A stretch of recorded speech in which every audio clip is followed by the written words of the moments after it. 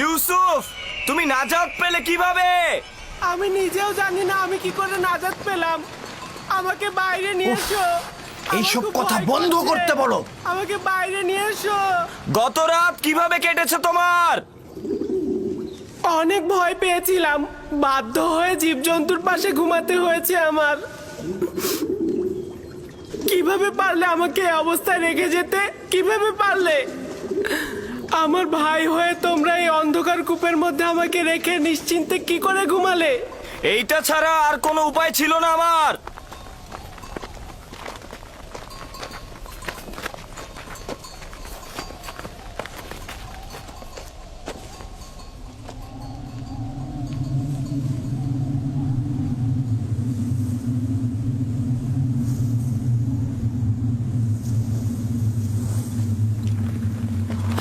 Ramon, কে হতা? দেখো ওটা কি? তুফান আসছে। তুফান, চলো আমরা কোনো নিরাপদ জায়গায় আশ্রয় নিই। চলো, তুফান আসছে। চলো সবাই, লাভি এখান থেকে চলো। তুফান আসছে, তুফান। ইউসুফ, তুফান আসছে। আমরা এখন চলে যেতে বাধ্য হচ্ছি। চিন্তা করো না, আমরা আবারও আসবো।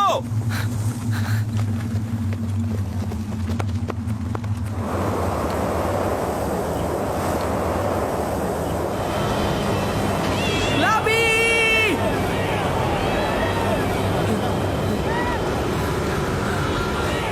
লাবি!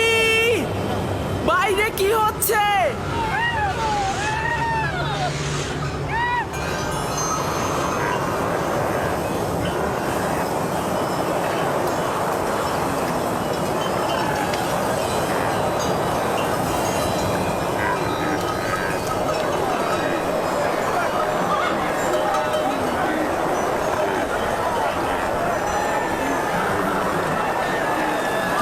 কাফেলারা তোমরা ছড়িয়ে ছিটিয়ে যাবে না, সংঘবদ্ধ থাকো। খেয়াল রেখো যাতে বাতাসে মালামাল উড়িয়ে নিয়ে না যায়। অনেক কাফেলার দিকে লক্ষ্য রেখো। তোমরা সবাই কাছাকাছি থাকো, একজন আরেকজনের কাছ থেকে বিচ্ছিন্ন হয়ে যেও না। ঘোড়াগুলোর লাগামটা শক্ত করে ধরে রাখো। ঘোড়াগুলো সব তৃষ্ণার্ত, আমরা সবাই তৃষ্ণার্ত।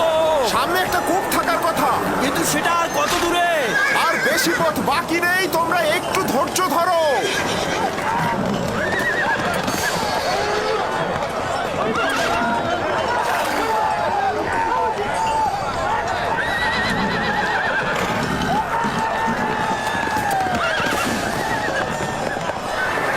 জনাবে মালিক, একটু কষ্ট হলেও পথের দিকে লক্ষ্য রাখবেন, না হলে কিন্তু পথ হারিয়ে ফেলবেন।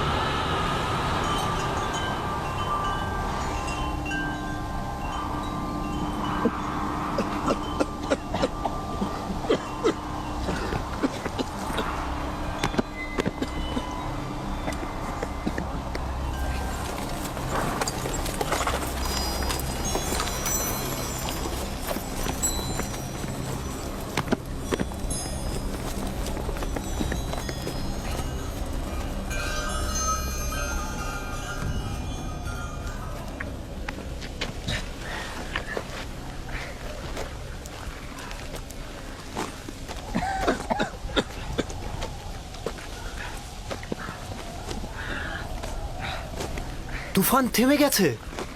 এইটা আবার কেমন তুফান? খুব ভয়ানক তুফান ছিল এটা, কিন্তু হঠাৎ শুরু হলো, হঠাৎই শেষ হয়ে গেল। বুঝলাম না।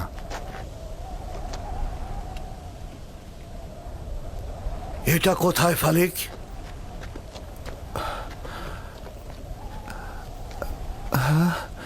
খোদা আমাদের রহম করুক, আমরা তো রাস্তা হারিয়ে ফেলেছি। মনে হচ্ছে আমাদের দিগ্ভ্রান্ত করার জন্যই তুফানটাকে পাঠানো হয়েছে।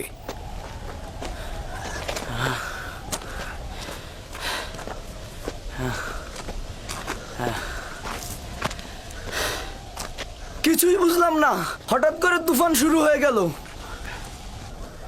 আবার দেখতে দেখতে চলেও গেল।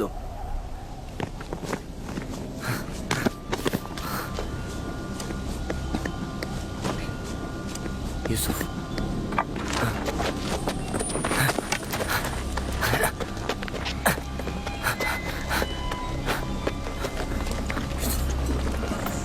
এখন কি করব?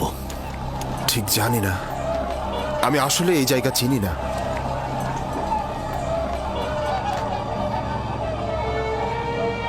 ইউসুফ, তুফান শেষ হয়ে গেছে, ভয় পেও না, আমি এখানে আছি। আমি ভয় পাচ্ছি, আমাকে বাইরে নিয়ে যাও। একটু বোঝার চেষ্টা কর, আমি এটা পারবো না। এই পাখিদের যাতায়াত কোনো নিশানা হবে।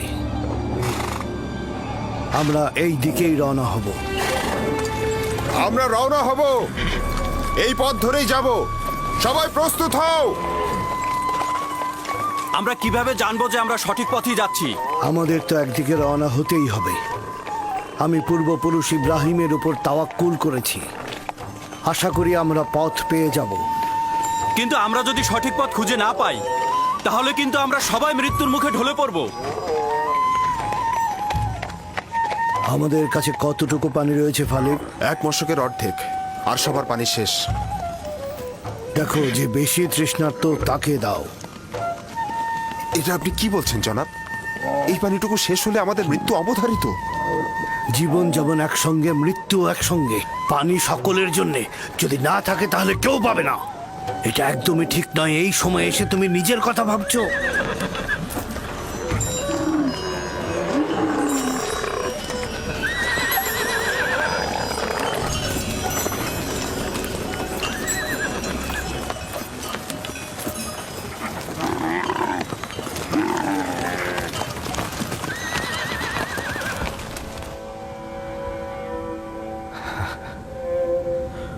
ওর মূল্য কেন বুঝলাম না। ও তো খোদার আমানত ছিল। খোদার তরফ থেকে নির্ধারিত হয়েছিল ও জমিনের নবী হবে। আমি ভালো পিতা হতে পারলাম না। যদি পারতাম তাহলে ওকে ভালোবাসতাম।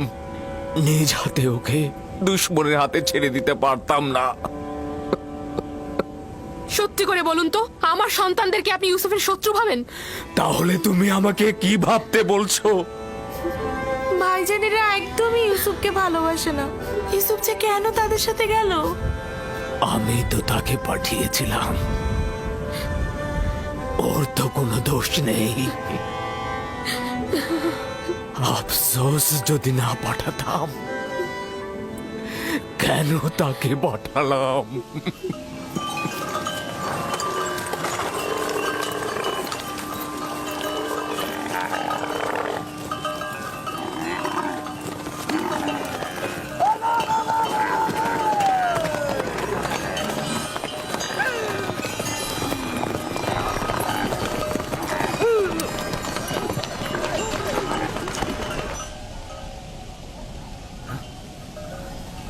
একটু সবুর করো, দেখি শব্দটা কিসের।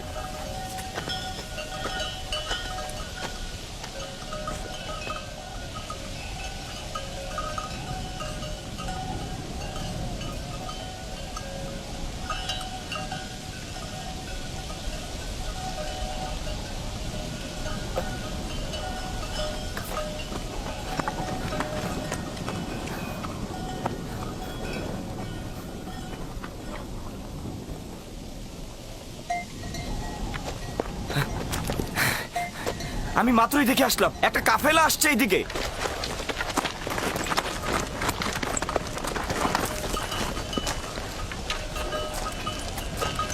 সত্যিই তো এদিকে আসছে।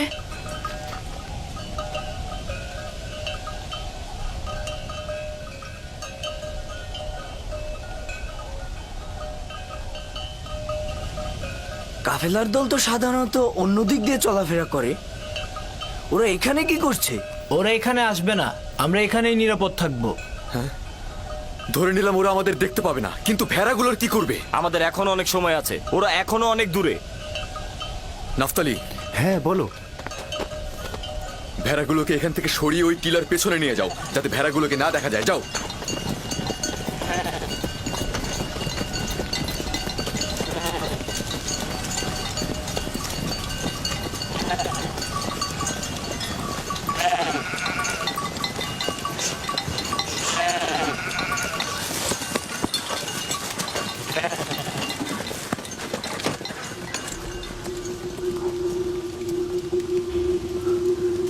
এইখানেই থাকি আমি। ভেড়াগুলোকে আর দেখতে পারবে না। আমি টিলার কিনারায় ওই নির্জন বৃক্ষটাকে চিনি। ওইটা কেনানের পাথুরি এলাকা। ওই বৃক্ষের তলে একটা পানির কূপ রয়েছে। যদি অনুমতি দেন তাহলে এই সংবাদটা সবাইকে দেই। ফায়দা নেই, ওই কূপের পানি লবণাক্ত। আপনি নিশ্চিত ওই কূপের পানি লবণাক্ত? বেশ কয়েকবার আমি পথ অতিক্রম করেছি। এই কূপের পানি জীবজন্তুর জন্য উপযুক্ত নয়। কিন্তু পানি না পেলে কাফেলার সবাই মারা পড়বে। কিছু একটা করুন। আমাদের এখন কাজ হচ্ছে যত তাড়াতাড়ি সম্ভব রওনা করা, পরবর্তী কূপের কাছে তাড়াতাড়ি পৌঁছানো। কাফেলারদের যদি বাঁচাতে চাও তাহলে দিনের আলোর মধ্যেই পৌঁছাতে হবে। চলো, রওনা করো।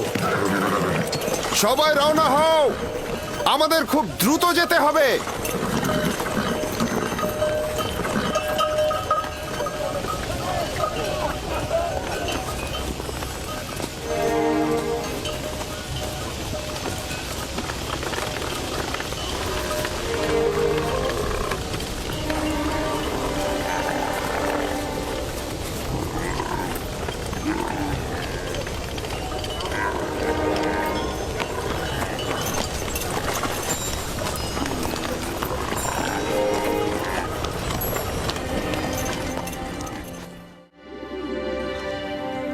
হে আমার মেহেরবান খোদা, যদিও আমার ভাইরা আমার উপর জুলুম করেছে, কিন্তু তুমি তো আমার উপর মেহেরবান। আমাকে এই গভীর কূপ থেকে নাজাত দাও। আমি অঙ্গীকার করছি, যদি নাজাত পাই পুরো জিন্দেগি তোমার ইবাদত করে কাটাবো এবং সব সময় তোমার ফরমানে অনুগত থাকবো।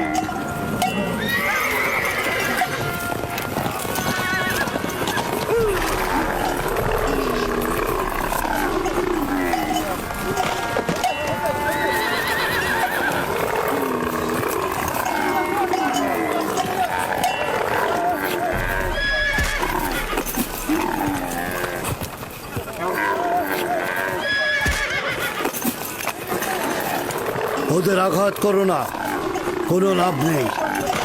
বরং আমরা কিছুক্ষণ এখানে অবস্থান করি।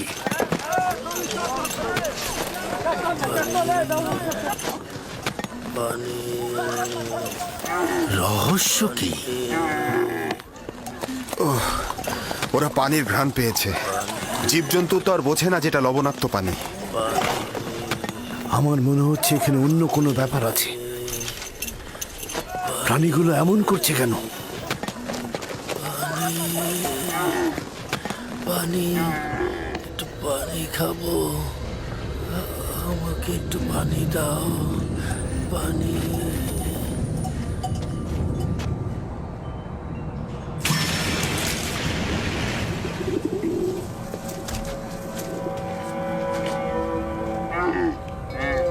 পানির শব্দ পেলাম, শুনেছেন? কোনো ফায়দা নেই, এটা তো লবণাক্ত।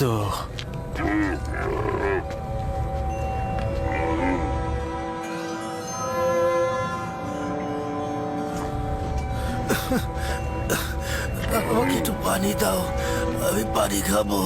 পানি দাও, দাও একটু পানি। এই কূপের পানি কি সত্যিই খাবার উপযুক্ত নয়? এই বৃদ্ধ লোকটি খুবই অসুস্থ হয়ে পড়েছে জনাব। আমরা এখান থেকে কিছু পানি উত্তোলন করি, আর কেউ না হোক প্রাণীগুলো তো খেতে পারবে। শুধু শুধু নিজেকে কষ্ট দিও না, বললাম তো এটা লবণাক্ত। তুলে দেখি না কি হয়।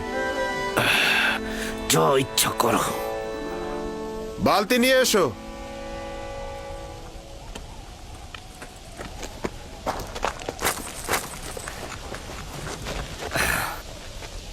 যদি তাকে কূপ থেকে বের করে আনে তবে কি করব? কি আর করবে? তোমরা তো এটাই চাচ্ছিলে যে কাফিলারা তাকে দেখুক আর সঙ্গে করে নিয়ে যাক। হ্যাঁ, তার মানে কে আমাদের ভাইকে আমরা এইভাবে ছেড়ে দেব? তোর সাথে আমি একমত। আমাদের ভাইকে তো আমরা বিনামূল্যে ছেড়ে দিতে পারি না। কিন্তু আমার কথার অর্থ এটা নয়। তোর মতামত গুরুত্বপূর্ণ নয়, গুরুত্বপূর্ণ হচ্ছে ইউসুফকে আমরা বেশি দামে বিক্রি করতে পারবো। তার মানে কি আমাদের ভাইকে আমরা বিক্রি করব? না, আমরা বলবো আমরা তো পলাতক গোলামকে বিক্রি করছি।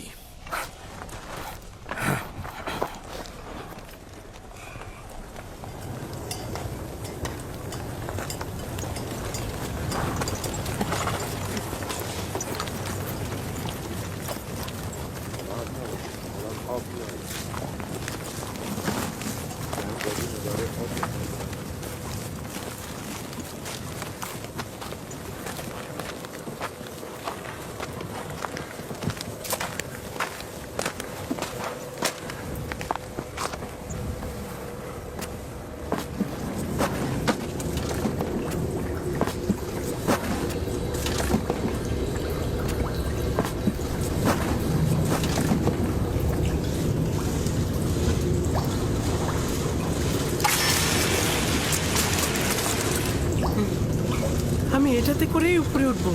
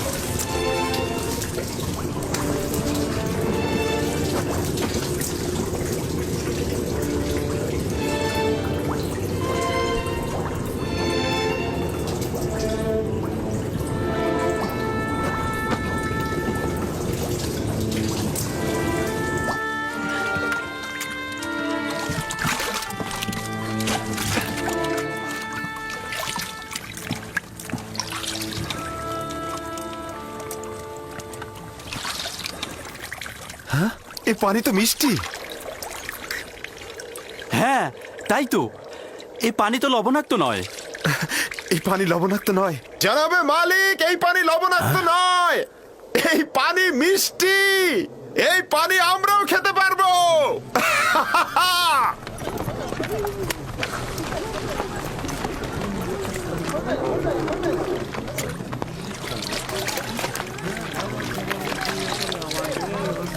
আজব ব্যাপার। হ্যাঁ, একটু মুখে নিয়ে দেখুন, কত সুমিষ্ট। এটা একটা আজব ঘটনা। কি এমন ঘটলো যে লবণাক্ত পানি মিষ্টি হয়ে গেল? মনে হচ্ছে যেন এটা শরবত। এসো সবাই, এসো সবাই পান করো।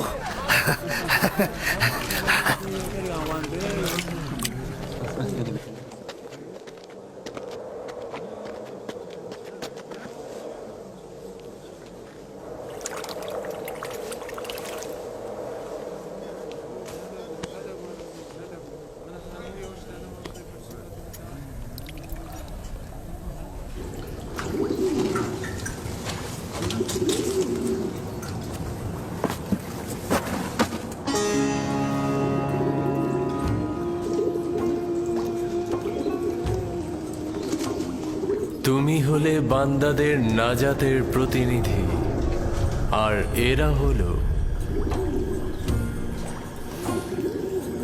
তোমার নাজাতের প্রতিনিধি।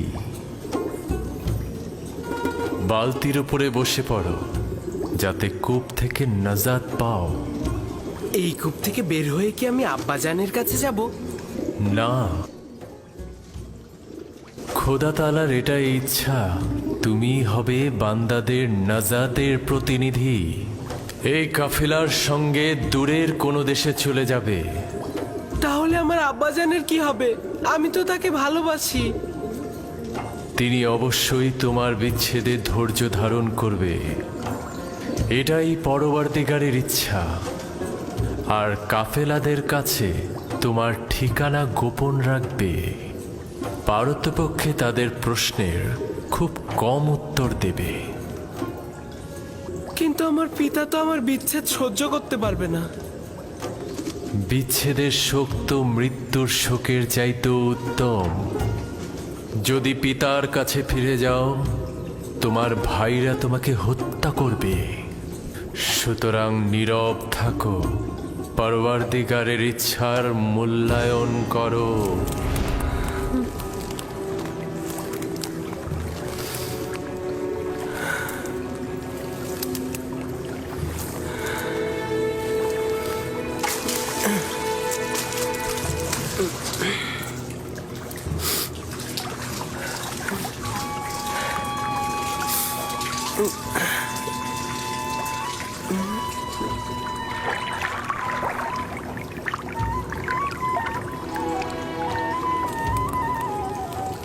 তুমি হলে বান্দাদের নাজাতের প্রতিনিধি। এই আমাকে একটু সাহায্য করো। এটা তো ভারী হলো কি করে?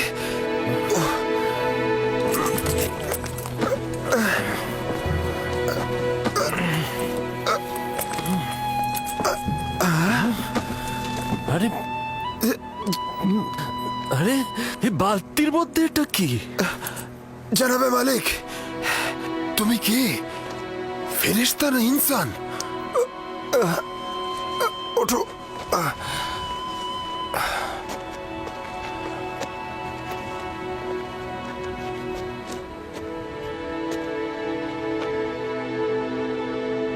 তুমি এখানে কি করছো পুত্র আমার?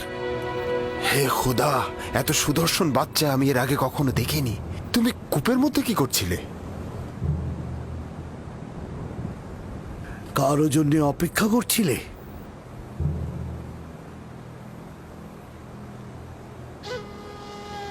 নীরব কেন আছো?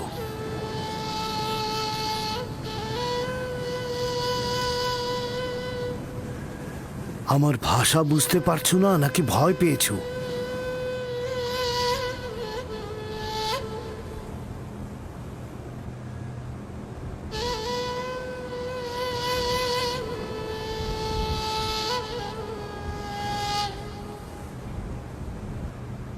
সব কিছু বলে শেষ করার আগেই ওর মুখটা বন্ধ করে দিতে হবে।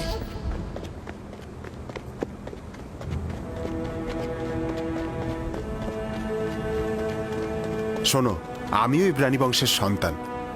তুমি আমাদের দেখে ভয় পেও না বালক। ভয় পেও না পুত্র আমার। এখানে কেউ তোমাকে আঘাত করবে না। কথা বলো, তোমার নাম কি? ইউসুফ। কি আশ্চর্য, তাহলে তো তুমি কথাও বলতে পারো। হ্যাঁ, বলো তো দেখি, কোন শহরের অধিবাসী তুমি? কোন গোত্রের?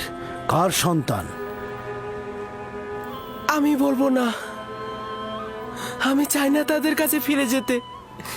তারা আমাকে পেলে হত্যা করবে। তার মানে তোমার আত্মীয়গণ তোমাকে হত্যা করতে চেয়েছিল? ওরাই আমাকে এই কূপে ফেলে দিয়েছিল।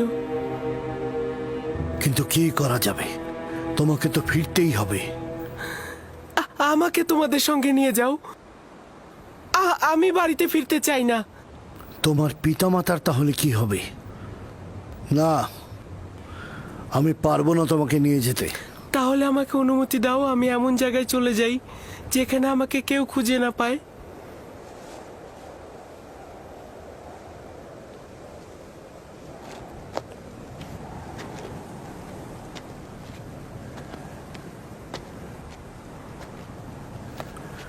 এই বাচ্চাটাকে নিয়ে কি করা যায় ফায়েক?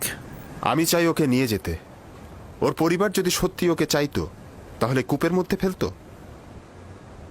এই মাসুম চেহারা কখনো মিথ্যা বলতে পারে না। প্রকৃতপক্ষেই যদি তার জান হুমকিতে থাকে, তার জান রক্ষা করা জরুরি। ও গোলাম হিসেবেও দামি হবে। আপনি কি বুঝতে পারছেন মালিক? ওকে বিক্রি করলে কি পরিমাণ টাকা পাওয়া যাবে? আমাকে বিক্রি করে ফেলো। আমাকে গোলাম হিসাবে, দাস হিসাবে তোমরা বিক্রি করো। শুধু আমাকে এখান থেকে নিয়ে যাও। এই চেহারা দাসের নয়। তাকে নিতে হলে গোপনে নিতে হবে, কেননা তার পরিবার তাকে ছিনিয়ে নিতে পারে। যদি চাও তাহলে তোমাকে আমরা নিয়ে যেতে পারি, কিন্তু তোমাকে লুকিয়ে নিয়ে যেতে হবে, আর সেজন্য আমাদের কৌশল অবলম্বন করতে হবে। পারবে? পারবো। আমরা এখানে কোনো বাচ্চা দেখিনি, ঠিক আছে? আমরা কোনো বাচ্চা টাচ্চা দেখিনি। এই মরুভূমিতে বাচ্চা কি করে আসবে? বাচ্চা কি এখানে থাকে নাকি? পর্যাপ্ত পরিমাণ পানি নিয়ে নাও, যত দ্রুত সম্ভব রওনা দেব।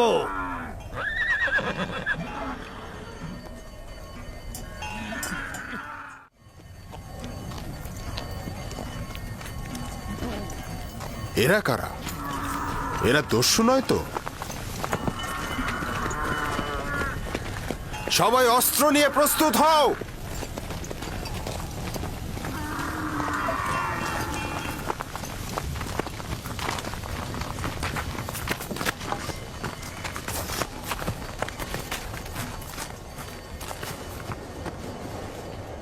আমাদের গোলামকে তুমি কোথায় নিয়ে যাচ্ছ? কার কথা বলছো? যাকে কূপের ভেতর থেকে বের করে এনেছো, যে তোমাদের পেছনে লুকিয়ে আছে। তোমাদের গোলাম কূপের ভেতর কি করছিল? সে নিজেকে কূপের মধ্যে নিক্ষেপ করেছে, আমরা তো করিনি। তাকে বাঁচাওনি কেন? আমরা তো তাকে বাঁচানোর জন্যই দড়ি আনতে গিয়েছিলাম। যাই হোক না কেন, সে এখন আমাদের গোলাম। কোনো প্রকারে যদি সে নিজে না চায় তোমাদের সাথে যেতে? তার এইটা করার কোনো অধিকারই নেই।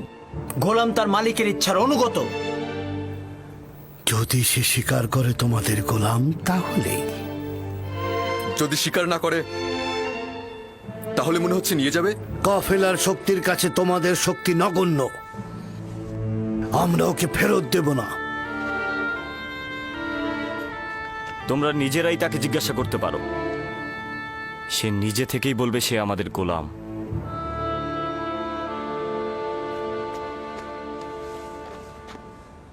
তুমি এদের ভয় পেও না, তোমার কোনো ক্ষতি করতে পারবে না এরা। শুধু বলো, তুমি কি এদের গোলাম? আমাকে মিথ্যা বলার শিক্ষা দেওয়া হয়নি।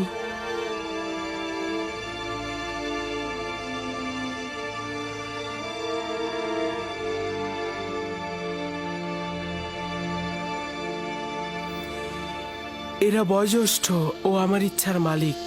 আমি তাদের কিনারায় বড় হয়েছি, তারা আমার অধিবাসী। শুনলে তো, সে নিজেই বলেছে সে আমাদের গোলাম। ওর কথায় এখনো কিছু স্পষ্ট হয়নি। তুমি নির্ভয়ে আমাকে বলো, তুমি কি এদের গোলাম?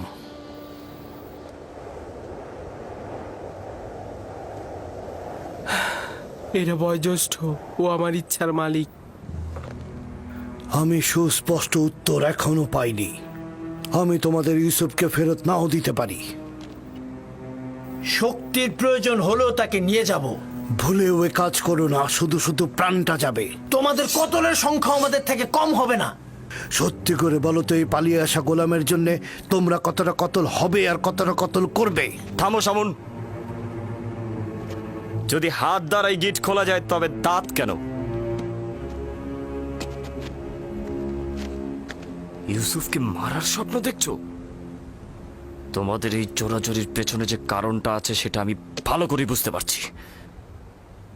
যদি চাও তবে এখানেই সবকিছু ফাঁস করে দেব, আর নইলে কাফেলার সঙ্গে ওকে যেতে দাও। আপাতত বিজয়ের পতাকা তোর হাতে, কিন্তু সব সময় তোর সাথে আমার একটা হিসাব হবে।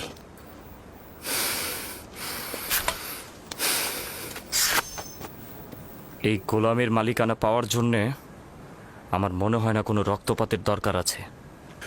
ইউসুফের মালিক হব কি হব না সেটা পরের ব্যাপার।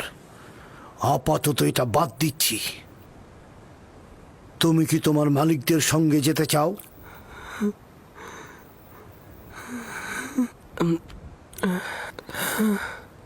কি মনে মনে আমতা আমতা করছিস? যদি রাজি না থাকিস তবে সরাসরি বলে দে। আমরাও পালিয়ে আসা গোলামের জন্য এত আগ্রহী নই। আমরা ওকে বিক্রি করে দিতে চাই, আপনারা কি ওকে কিনতে চান? হঠাৎ এই সিদ্ধান্ত গ্রহণের কারণ জানতে পারি? কিছুটা তো কারণ আছেই। আমরা ওর পিছনে ঘুরতে ঘুরতে ক্লান্ত হয়ে গেছি, সেজন্য। ওর মূল্য কত চাও? 1000 দেরহাম। যদিও এর চেয়ে সে বেশি মূল্যবান, কারণ সে সুদর্শন ও বুদ্ধিমান। 1000 দিরহাম? তা ওই পালিয়ে আসা ভবঘুরে গোলামের জন্যে? না, আমি এত টাকা প্রদান করতে পারবো না। নেই চাই দিতে পারবো না। যা ছিল সব ব্যবসায়িক জিনিসপত্র কিনে শেষ করে ফেলেছি। ইউসুফকে দূরে পাঠানো আমাদের লক্ষ্য, ব্যবসা নয়। কি সমস্যা? চুপ থাক। কেন আমরা আমাদের লাভ ছাড়বো? হয় ব্যবসায়ীদের কাছে যা আছে তা নিয়ে নাও, নয়তো আব্বাজানের কাছে ইউসুফকে নিয়ে চলো। এবার সিদ্ধান্ত তোমার ওপর। কত দেরহাম আছে?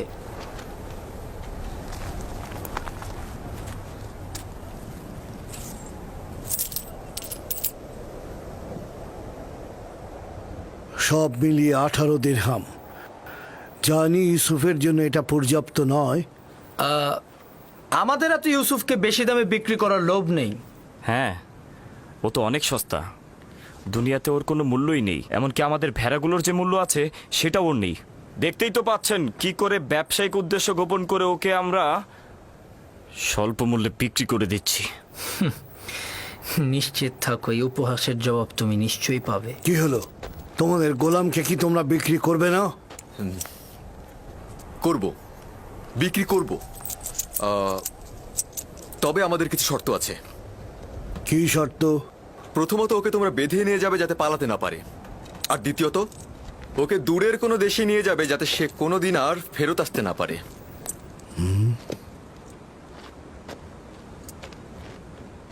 যদি একবারের জন্য তোকে ক্যানানে দেখি আমি, তবে জিন্দা ফিরতে পারবি না।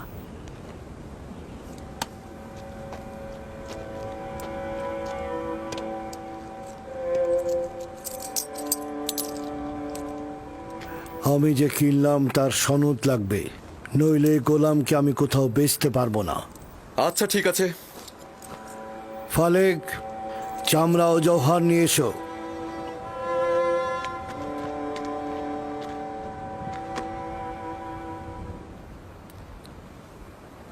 চিন্তা করিস না, এরা আমাদের চেয়ে উত্তম। তাদের সাথে চলে যা। এখানে অনেক বিপদ আছে। আমাকে ক্ষমা কর, আমি তোর জন্য কিছুই করতে পারলাম না। এইটা খোদাবান্দেরই ইচ্ছা যে আমি কাফেলদের সঙ্গে যাব, কিন্তু তোমারও ভাইজানদের জন্য আমি চিন্তিত। খোদা তোমাদের রহম করুক। আমি সবার জন্য দোয়া করব। এমন না হয় আব্বাজান আমার বিরহে কষ্ট পাক, তাকে সান্ত্বনা দিও। গোলামের পরিচয় লেখো, আর সদিচ্ছায় যে বিক্রি করলে তাও লেখো। আর ভুলে যেও না সনদের নিচে নাম ও মোহর উল্লেখ করতে হয়। লাবি, বেনিয়ামিনের প্রতি যত্ন নিও। তোকে একটু আদর দিতে ইচ্ছে করছে, কিন্তু এরা তো আমাকে সন্দেহ করবে। নিজের দিকে খেয়াল রাখিস। খোদাবান তোর পাশে সব সময় আছে। নিজেকে তার উপর ছেড়ে দে। সে অতীতের ন্যায় তোকে সবসময় হেফাজত করবে।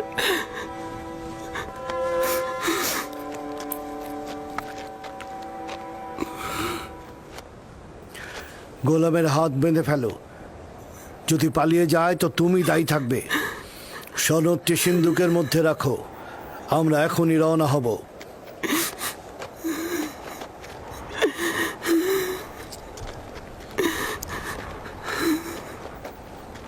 চলো যাই। যাব, তবে নিশ্চিত হয়েই আমাদের যেতে হবে।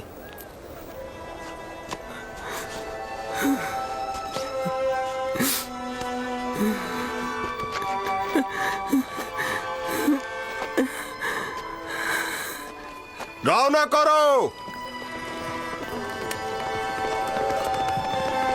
চলো যাই।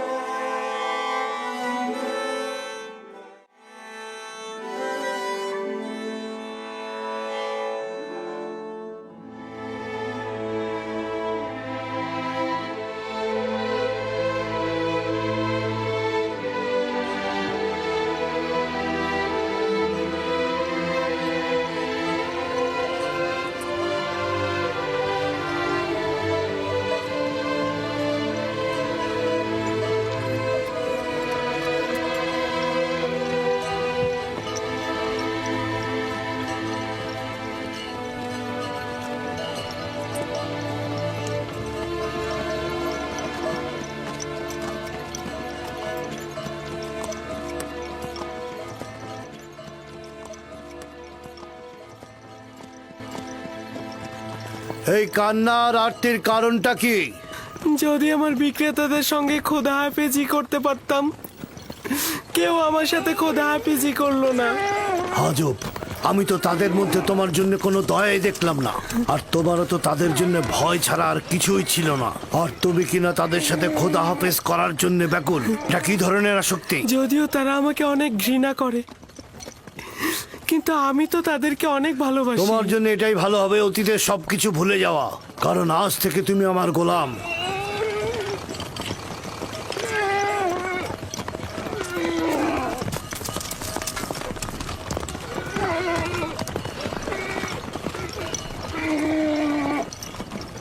গোলামের বিক্রেতারা আমাদের অনুসরণ করছে না তো? জানি না কি ছলচাতুরি তার সঙ্গে করা হলো। না ওরা আমাদের সঙ্গে গোলমাল করতে চাইলো, না সহজে গোলামটাকে ছেড়ে দিল, আবার মাত্র 18 দিরহামে বিক্রিও করে দিল। আমিও ঠিক বুঝলাম না ওরা কি চাইছিল।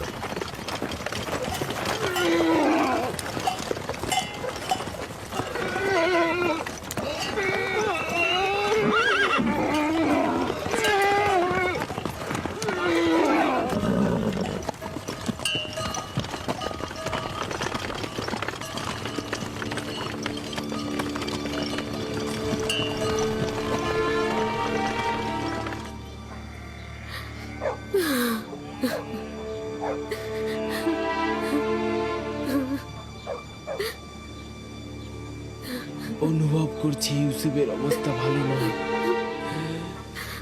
বুকের মধ্যে খুবই কষ্ট হচ্ছে আমার।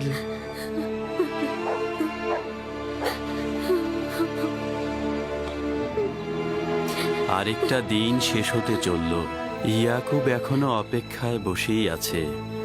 যদি খোদাবন্ধ সদয় হন তো তবেই ইয়াকুব শান্ত হবে।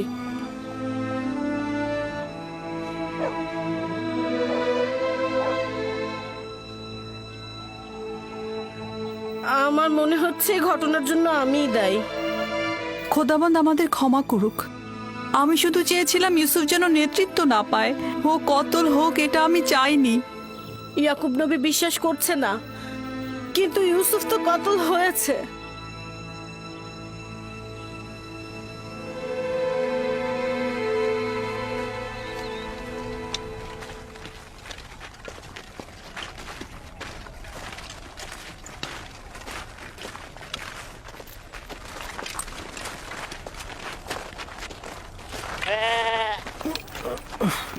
কি হলো?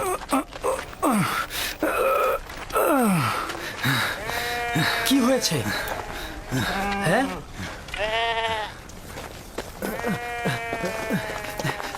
নেকড়ে হামলা করে অনেকগুলো ভেড়া মেরে ফেলেছে। তাহলে তুই এখানে কি করছিলি? মরে গিয়েছিলি?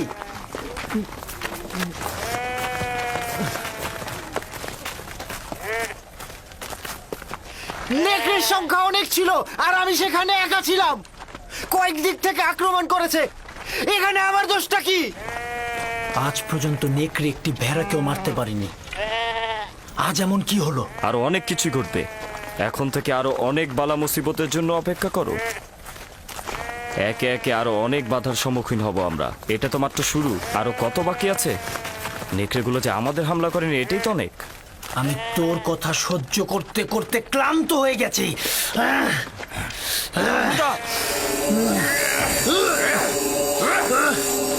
অনেক সহ্য করেছিল আমি। ইয়াহুদাকে মার! শামুন!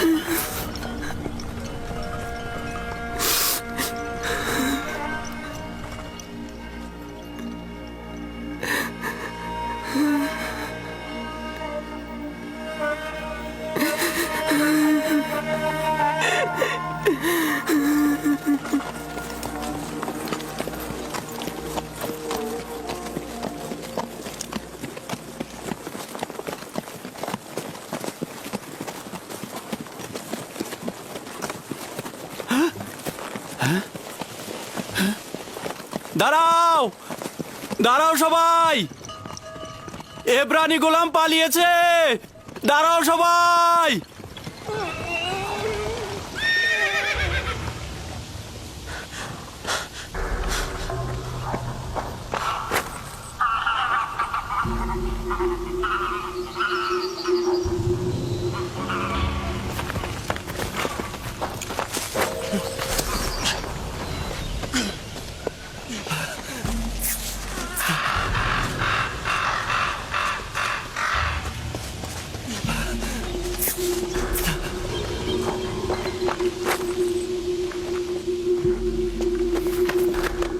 ইউসুফকে দেখেছো? ওই যে ওই বাচ্চাটার কথা বলছি। আমি তো দেখিনি ওকে। কখন নিয়ে আসলে? সঙ্গে করে এনেছিলাম, এখন দেখি ও নেই। তার সাথে তোমার কি কাজ? ফালেক ওকে আমার কাছে অর্পণ করেছিল, এখন যদি হারিয়ে যায় আমাকে কঠিন শাস্তি দেবে।